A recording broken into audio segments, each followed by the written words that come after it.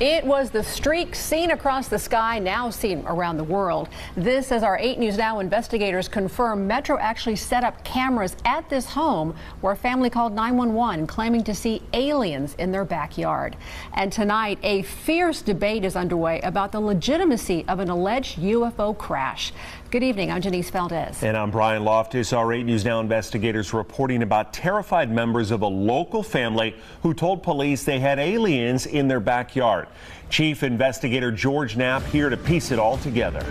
You know, as with all things UFO, the public debate is ferocious and ongoing. Was it all a hoax? Were we duped? Was it all an evil plot, a cover-up, all of the above? We took another look at the hubbub to separate wheat from chaff.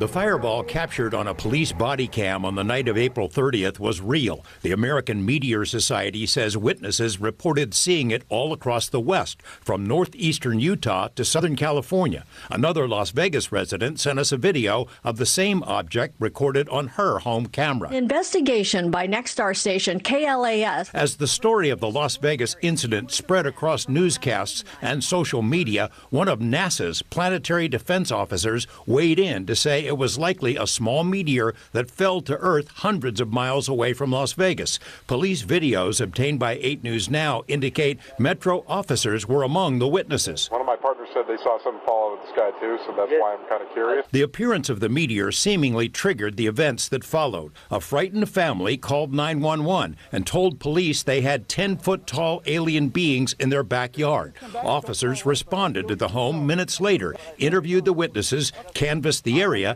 and cautiously inspected the backyard to look for intruders. One thing noticed by the officers was a circle in the soil. In conversations with us and in a podcast interview, Angel, the main witness, suggested the circle might have been created when an unknown object landed in the yard. Social media sleuths have since pointed out that the circular image has been viewable via Google Earth for more than a year. The family told us by phone they had seen suspicious vehicles with men in black types checking out their home. Turns out there is substance to that. A retired police officer fessed up on News Nation that he spent days staking out the house to see what, if anything, unfolded. What about those reports that Metro installed a special surveillance camera atop the house, presumably to watch for intruders, human or otherwise, or overzealous media? Turns out that's true as well. Metro confirmed as much in a statement to 8 News Now's David Charnes. The system stayed on the roof for days. What about the Ring camera video with the weird noise? The main witness, Angel, intimated to us the video was recorded by one of his neighbors, and the audio was from the April 30th UFO crash.